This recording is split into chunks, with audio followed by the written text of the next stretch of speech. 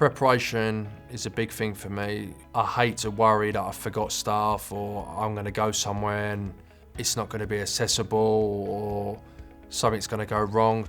I really love going on holiday, but I think when people ask me, am I excited about going on holiday? The reality is quite often it's not that I'm not excited, I just have so many things that I need to think about. The main thing for me is to check the map and to check the accessible routes, how can I get there? And I mentally prepare myself to have lots of unexpected issues kind of on the way.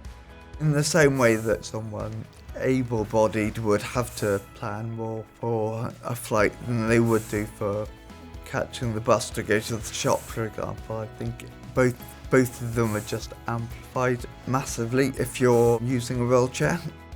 We each have different needs. We need to take different stuff with us and work out what I absolutely must take with me and what I can live without. Speak to someone who's done it and work out if you absolutely need it, whether it's something that can be provided at the other end. I find that a checklist is also really handy. So I have a list of all the different items I take with me. If I need to go to a restaurant, should I ring up in advance? So everything can basically run smooth as best as it can.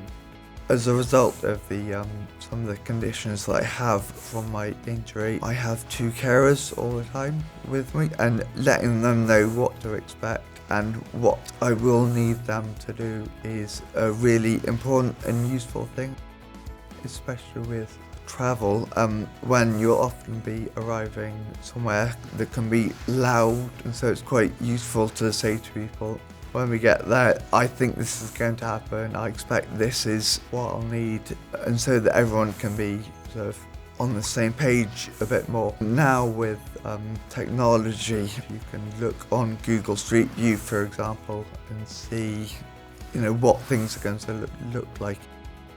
If I'm flying, you always are thinking, right, I need to get to the airport in time, I need to make sure that I've got all the support that I need to get onto the plane, I need to get the chair onto the plane, I need to make sure that my luggage isn't going to get lost, I need to make sure the cushions and all the rest of it are all set up properly. There isn't really a foolproof way of managing it, but just being really clear about what it is that you need and what it is you want to have happen with your chair and where you want it to go can be really important. There's a bit of trial and error in that, so you've got to learn what works for you. Some people have chairs that they can put in the hold, some people have chairs that can go up in the cabin.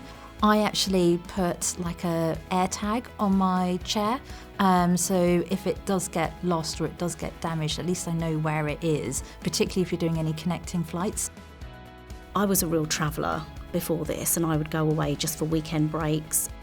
When I first had my injury and I knew that I had a trip coming up, I wouldn't talk to anyone. I kept it all inside. Just the thought of it was incredibly scary. I have learnt that pre-planning gives me so much freedom and peace to enjoy my time away. I remember doing a trip to Australia, and we were doing about 6 different domestic flights internally, and I was quite paranoid that something might happen to my wheelchair. So I basically looked for all these mobility shops just in case I needed to hire a chair. Thankfully, I actually didn't need to use it, but it was just the fact that I knew that that was an option. So the thing I've learned over the years is just to try things out. Preparation is obviously key, ringing up in advance and just basically going there and doing it. If it doesn't work, then you know, and if it does work, then it's a bonus, because then you can obviously give that information to other people.